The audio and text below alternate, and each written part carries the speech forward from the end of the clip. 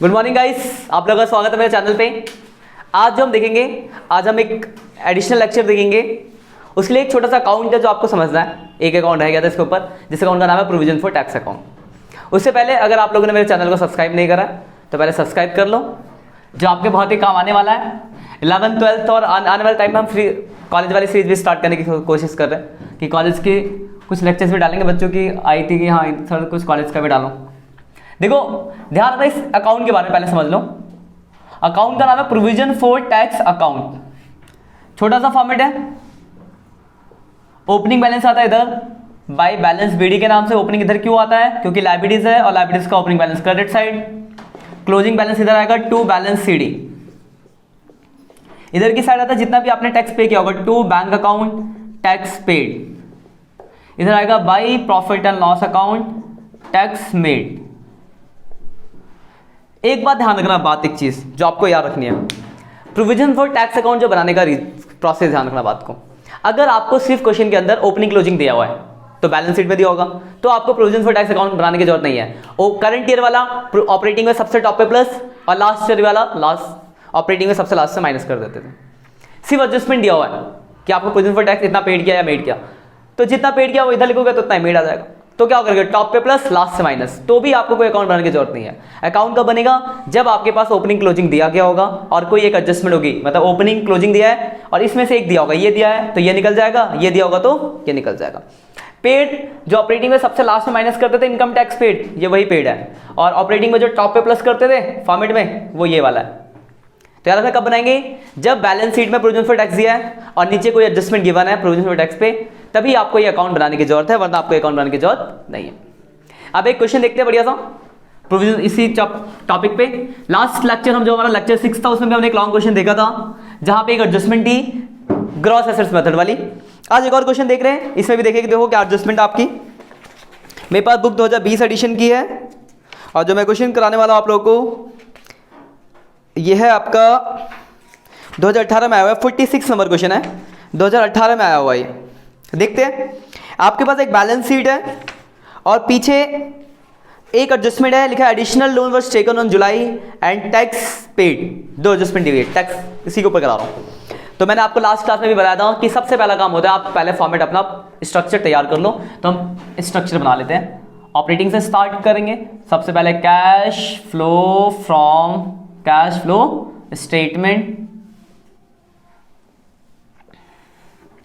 तो ऑपरेटिंग बनाते हैं। Cash flow from operating activities, इसमें आता था सबसे net profit before tax and extra ordinary item. फिर आप इसमें ऐड करते थे non cash non operating expenses. फिर आप माइनस करते थे non cash non operating income. इसके बाद यहां से आपका आ जाता था net profit before working capital change. फिर ऑपरेटिंग आ गया। इसके बाद आप इसे बगल में आते हैं इन्वेस्टिंग और फाइनेंसिंग। तो कैश फ्लो फ्रॉम इन्वेस्टिंग छोटा सा बनेगा, cash flow from investing activities और cash flow from financing activity.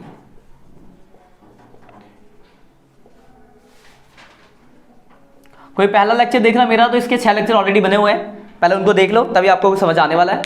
क्योंकि 20 से चीजें नहीं बचती है, स्टार्टिंग से बचाना पड़ता है। अब देखो एडजस्टमेंट देखते हैं। पहले लिखा है additional loan were taken on 1 July.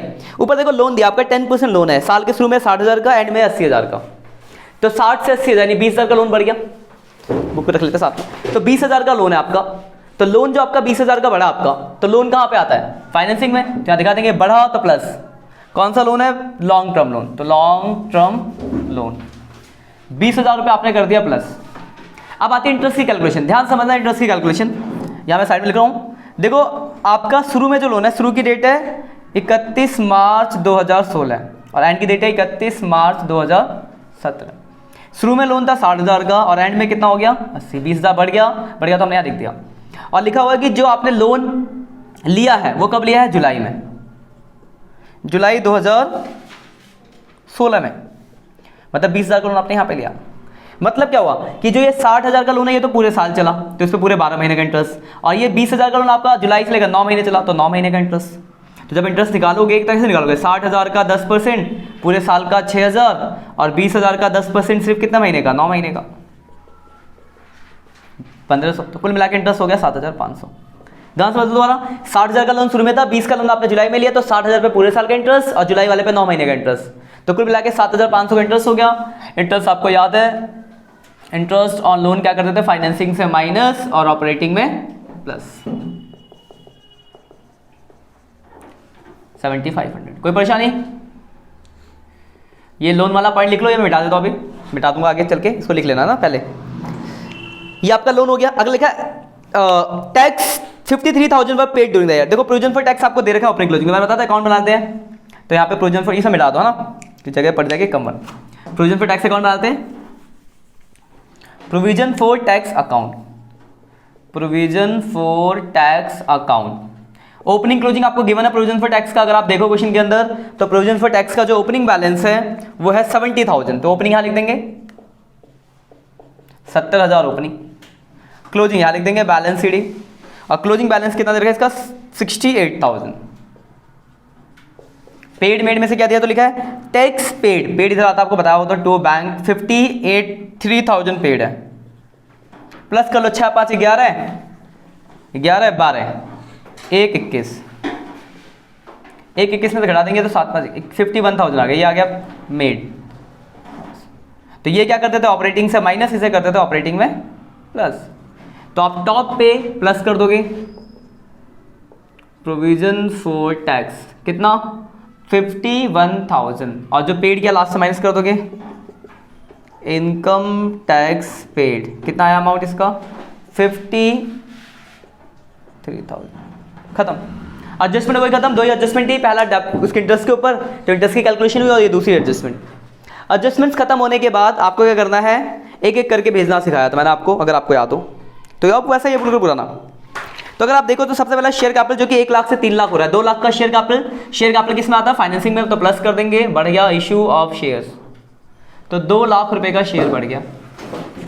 Shares के बाद है रिजर्व, तो रिजर्व में देखो तो सरप्लस है 1 लाख, देखो यहाँ देखना 1,20,000 से 25,000 हो गया, यानी आपका सरप्लस का घट रहा है, तो घटेगा तो यहाँ मतलब लॉस है आपका, नेट लॉस। अब कितना घट गया, तो 1,20 से 25 हो गया, यानी 95,000 घट गया, 95 प्लस 25 95, हाँ ठीक। उसके बाद अगला है long term borrowing, note number 2 हो चुका है। उसके बाद ट्रेड पेबल, करंट लायबिलिटी घट रहा है, घटेगा तो मैंने आपको बताया था यहाँ माइनस हो जाता है, करंट लायबिलिटी जहाँ पे ट्रेड पेबल कितना घट गया, तो आपका ये घट गया है 14,000 पे, 14,000 माइनस हो जाएगा। उसके बाद अगला आपका अगर देखें शॉर्ट टर्म प्रोविजन में प्रोविजन टैक्स हो गया है। फिर फिक्स एसेट देखो, टेंजिबल एसेट अगर आप देखो तो यहाँ पे मशीन दिया है और साथ में एक्यूमुलेटेड डेब्ट दिया है। अगर एडजस्टमेंट होती है तो आपको 2 अकाउंट बनाने पड़ते हैं क्रॉस एसेस मेथड, जो हमने लास्ट लेक्चर में भी देखा था।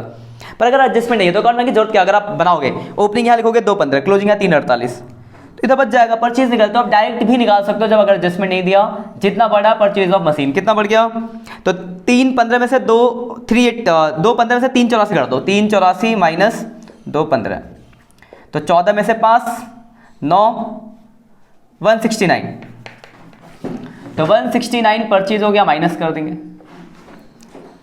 और डेप्रिसिएशन जितना होगा डेप्रिसिएशन यहाँ आ जाएगा, तो डेप्रिसिएशन देखो 23 से 48 हो गया, तो 25 35 45 48।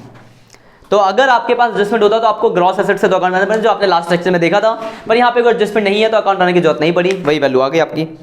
उसके बाद देखो इन्वेंट्रीज आपका बढ़ रहा है, बढ़ेगा तो मैंने बताया था यहाँ से माइनस हो जाता है, करंट एसेट्स बढ़ेगा तो इन्वेंट्रीज आपका बढ़ गया कितना 7,000 माइनस हो गया।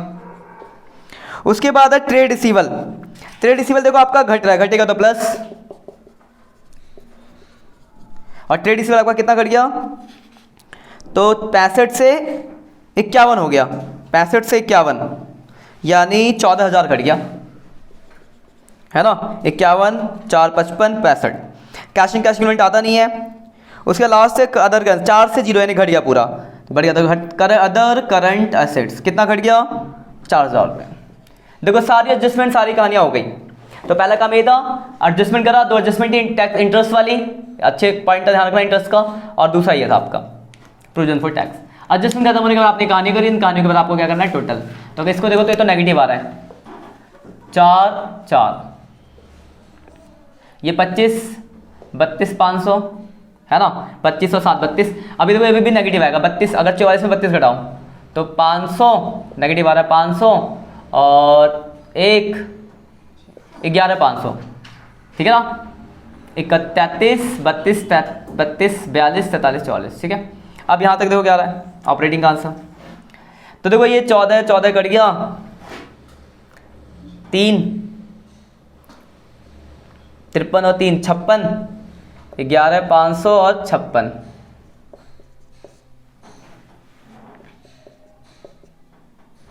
ये नेगेटिव आ रहा है 67,500, नेगेटिव आया तो क्या लिखेंगे, cash used in operating activity. ये भी नेगेटिव है, कितना 169, तो ये भी क्या है, cash used in investing activities. इसका अगर आप देखो तो ये पॉजिटिव आ रहा है, देखो 2,20,000, 2,20 में तो 2 12 500, cash flow from financing activities.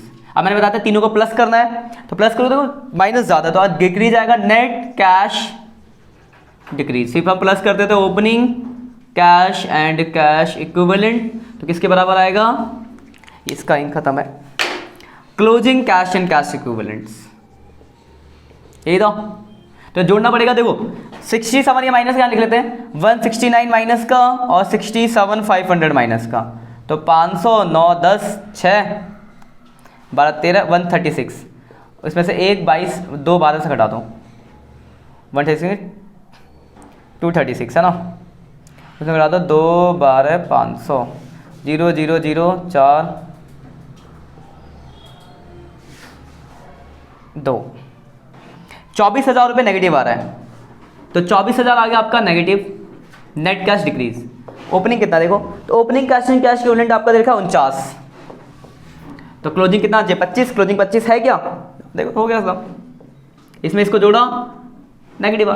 तो ये आपका कैश फ्लो फ्रॉम का अगला क्वेश्चन है, मेरी बुक का 46 नंबर है, आपकी बुक में जो होगा इसमें आपने देखो, अगर आप देखो लास्ट लेक्चर इस लेक्चर में, तो बैलेंस शीट तो भेजा सेम ऐसा ही था जैसा आप पहले भेजे तो वैसे यहाँ भी भेजा है। 2 पॉइंट आए, एक ये प्रोविजन फॉर टैक्स और एक इंटरेस्ट की कैलकुलेशन। लास्ट वाले में आपने देखा था कि ग्रॉस एसेट मेथड से कहता था, और ये सब चीज़ें पुरानी नई नहीं आ रही है, सब चीज़ आपने ऑपरेटिंग इन्वेस्टिंग जब फाइनेंसिंग जब बनाया था वहाँ आपने इसके बारे में सीख रखा है, इसलिए बेसिक बहुत जरूरी होता है।